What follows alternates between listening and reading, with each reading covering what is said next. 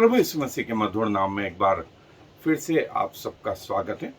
और हम जो है आज वो बपतिस्मे से संबंधित शिक्षा का जो है जो ब्रीफ या एक संक्षेप में यूँ कहें कि जो हमें जानना चाहिए, मेरी कोशिश रही कि वो आप तक पहुँचे और कई लोगों को ये बात समझ में भी आई है। और एक और महत्वपूर्ण चीज जिसका वर्णन पुराने नियम में था और वो नए नियम तक आया, वो था बैप्टिज्म ऑफ फायर, अग्नि का बपतिस्मा। हमने देखा था कि पानी के बपतिस्मे से आरंभ हुआ, आत्मा के बपतिस्मे में एंड हुआ। अब फायर ऑफ या बैप्टिज्म ऑफ फायर में एक हिस्सा जो है पुराने नियम में निर्गमन की पुस्तक 40वां अध्याय उसकी 34 आयत से वो हिस्सा पढ़ रहा हूं। सो यदि आपके पास भी बाइबल हैं तो निकाल लें। वो है निर्गमन की पुस्तक 40वां अध्याय 34वीं आयत में। तब बादल मिलाप वाले तंबू पर छा गया और यहोवा का तेज निवास स्थान में भर गया। और बादल मिलाप वाले तंबू पर ठहर गया और यहोवा का तेज निवास स्थान में भर गया, इस कारण मूसा उसमें प्रवेश न कर सका। इजरायलियों की सारी यात्रा में ऐसा होता था कि जब जब वो बादल निवास के ऊपर से उठ जाता तब तब वे कूच करते थे, और यदि वह न उठता तो जिस दिन तक वह न उठता था उस दिन तक वे कुछ नहीं करते थे। इजराइल के घराने की सारी यात्रा के दिन को तो यहोवा का बादल निवास पर और रात को उसी बादल में आग उन सबों को दिखाई दिया करती थी। और जो एक और महत्वपूर्ण चीज है ना, वो ये है कि जब मूसा सारा तंबू बना चुका तो ऊपर से आग आई, ऊपर से परमेश्वर की उपस्थिति आई, और वो बलिदान जो वो वेदी जो बाहरी आंगन में थी उसमें परमेश्वर की रोशनी आ गई। और जो रोशनी जली तो परमेश्वर ने कहा कि अब इस रोशनी को जलाए रखना तुम्हारा काम, इसको बूझने नहीं देना, इसको बूझने नहीं देना। और इजरायलियों की यही कोशिश होती थी कि जो रोशनी परमेश्वर की है वो रोशनी जो है आगे भी मेंटेन रहे। और यही कलीसिया के विषय में, यही कलीसिया के विषय में जो रोशनी प्रभु की ओर से कलीसिया या चर्च में आई है, उसको मेंटेन करना, उसको बनाए रखना, ये हम सबका काम है, ये हम सबका। परमेश्वर की उपस्थिति दिन में बादल का खंभा और रात में आग का खंभा के रूप में थी, और आज तो उससे भी नजदीक, वो तो दूर थे, लेकिन परमेश्वर का आत्मा आज कहां है? हृदय में, हृदय के अंदर है, हृदय के अंदर है। मैं बोलता हूं हृदय की धड़कन से नजदीक, फेफड़ों के श्वास से नजदीक, मन के विचार से भी नजदीक यदि कोई है तो परमेश्वर का आत्मा। 24 घंटे प्रति पल वो हमारे साथ बना रहता है, और जो रोशनी उसकी ओर से हमारे जीवन में लगाई गई है, जो आग हमारे जीवन में लगाई गई है, ये तो व्यक्तिगत, फिर पारिवारिक रीति से, कलीसियाई रीति से जो आग परमेश्वर की ओर से जलाई गई, उसको मेंटेन करना कलीसिया का काम है, कलीसिया का काम, परिवार का काम है, उस व्यक्ति की विशेष जिम्मेवारी है। और प्रभु ये चाहते हैं कि वो आग मेंटेन रहे, जब तक हम इस पृथ्वी पे जिंदा रहे तब तक हमारे द्वारा वो आग प्रभु की मेंटेन रहे।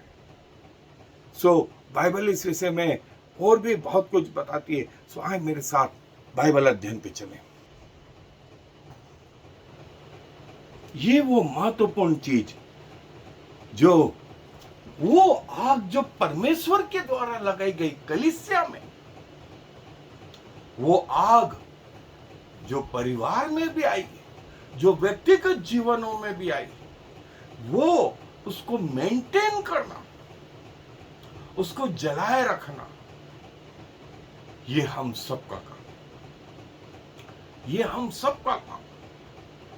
और जो है, जैसा प्रभु ने कहा कि यूहन्ना ने तो जो जल संस्कार दिया वो पानी के द्वारा, लेकिन तुम पवित्र आत्मा और आग द्वारा, पवित्र आत्मा और आग द्वारा जो है जल संस्कार।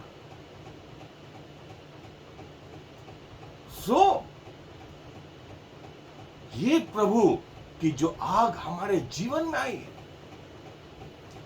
उसको बनाए रखना, उसको बनाए रखना अब हमारा काम। उसके विषय में हमारी सोच, हमारी कोशिश प्रतिदिन की, प्रति क्षण की, कि उसमें हम कैसे बने रहे, उसमें हम कैसे बने रहे। जो आग पेंतीकोस के दिन लगाई गई, जो आग कर्नेलियस के घर में आई, उस आग को आगे कैसे मेंटेन करें, ये किसका फर्ज है? कलीसिया का, पास्टर्स का, एल्डर्स का। और ये कि वो कलीसिया में परमेश्वर की आग बराबर बनी रहे। और यहां हमसे चूक हुई है, यहां हमसे कई बार चूक हुई है।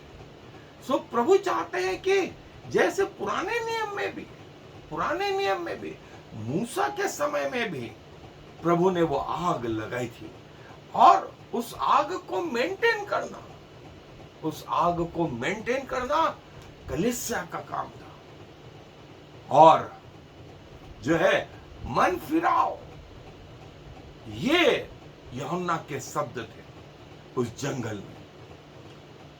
और प्रभु यीशु मसीह ने कहा, प्रभु यीशु मसीह के लिए यूहन्ना ने कहा, मैं तो तुम्हें पानी से मन फिराव का बपतिस्मा दे रहा हूं, परंतु जो मेरे बाद आने वाला है वो तुम्हें पवित्र आत्मा और आग से बपतिस्मा देगा। पवित्र आत्मा और आग से बपतिस्मा देगा, ये यूहन्ना ने कहा, ये यूहन्ना ने कहा।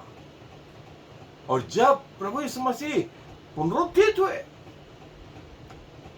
पिता की वो आज्ञा, पिता की वो जो प्रतिज्ञा थी, और प्रभु ने कहा कि तुम ठहरे रहना, पवित्र आत्मा तुम पर आएगा और तुम सामर्थ पाओगे। और देखिए पेंतीकोस के दिन और कुरिन्थियों में, जैसा हमको मालूम है, कर्नेलियस के घर में वो आग उतर के आई, वो आग उतर के आई। और उस आग को कलीसिया ने आगे भी मेंटेन रखा, लेकिन जब वे गिरे, वो आग इनके जीवन से अलग हुई, तब जाकर के जो है बहुत सारे परिवर्तन भी हुए, बहुत सारी विचारधाराएं भी बदली। और प्रभु ये चाहते थे कि हम प्रभु में बराबर बने रहें। आज भी प्रभु चाहते हैं कि हमारा उद्धार यदि 20 साल की उम्र में हो गया है मान लीजिए, और प्रभु ने हमें 70 साल की उम्र दी है, तो 20 साल से 70 साल के बीच में हम कैसे जिए, क्या करें, कैसे? हम उस ट्रेन में बैठ गए हैं जो बंबई से दिल्ली की ओर चल रही है, लेकिन अभी हम दिल्ली नहीं पहुंचे हैं, हम बीच में। हमारी ट्रेन आरंभिक हो गई है, आरंभ हो गई है, उसका टिकट भी सही लिया है, सही सीट भी है, सब कुछ सही है, लेकिन वहां तक कैसे पहुंचे? और देखिए यहीं पर इजरायली फेल हुए। वे चले मिस्र से कनान की ओर, लेकिन पहुंच नहीं पाए।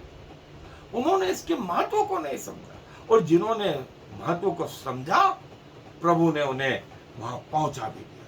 और प्रभु यही चीज चाहता है कि कलीसिया में जिस आग को प्रभु ने जलाया है व्यक्तियों के जीवन में, पारिवारिक जीवन में, कलीसियाई स्तर पे, उसको आगे भी मेंटेन करें।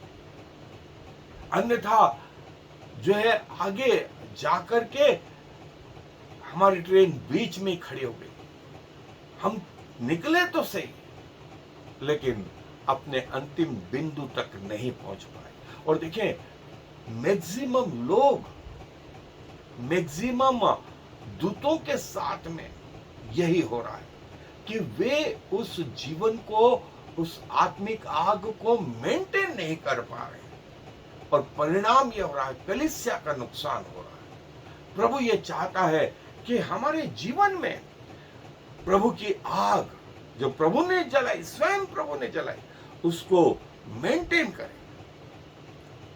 और जैसा मैंने बताया, 7 चीज कैसे मेंटेन करें। पहला परमेश्वर का वचन, दूसरा है आराधना, तीसरा है प्रार्थना, चौथा है वचन का प्रचार, पांचवा है गवाही, छठा है धन्यवाद,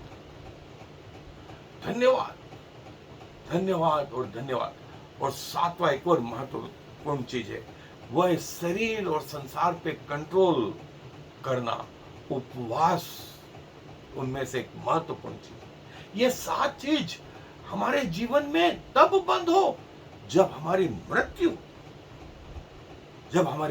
हो, तब हमारे जीवन से ये बंद हो, तब तक अन्यथा चलती रहे, ये चलती रहे। और प्रभु चाहता है ये आग जो है हर व्यक्ति में जिसमें प्रज्वलित हुई, वो आगे तक, अपनी मृत्यु तक प्रभु के प्रति वफादार है। और यही, जैसा मैंने बोला कि यही गड़बड़ी हुई इजराइलियों में, कलीसिया में, और आज भी। सो प्रभु ये चाहता है, ये 7 चीजें जो मैंने आपको बताई कि कैसे मेंटेन रहे, कैसे विकसित रहे। और इस विषय में मेरी एक किताब है, उस किताब का नाम है आत्मिक हार्ट सर्जरी से शारीरिक heart surgery, spiritual heart surgery and physical heart surgery. और किसी भी सर्जरी के बाद जैसा हम पूछते रहते हैं डॉक्टर से कि मैं क्या खाऊं, क्या पीऊं, कौन सी दवाइयां रहेंगी, क्या रहेगा, सब कुछ, वैसा उस किताब में आत्मिक रीति से प्रभु ने जो हमारे जीवन में परिवर्तन लाया है, उसमें हम कैसे बने रहे, कैसे आगे बढ़े।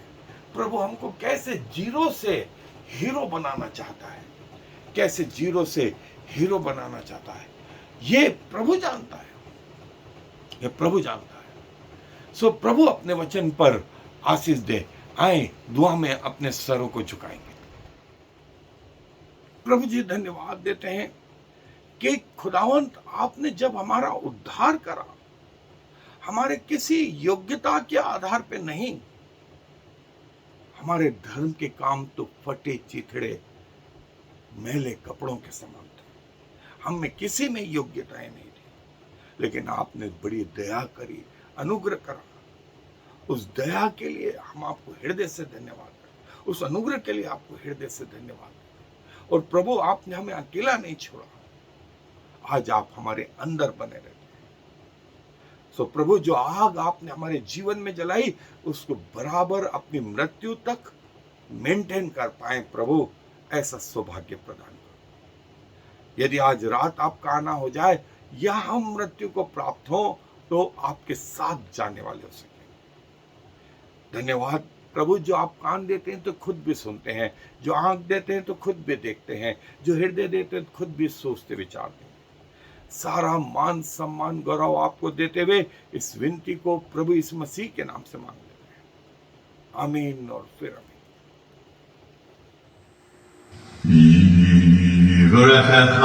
Yahweh, וישמרך, יאר יהווה ויחונך, יישא יהווה פניו אליך, וישם לך Shalom. May the Lord bless you and protect you. May the Lord smile on you and be gracious to you. May the Lord show you his favor and give you his peace.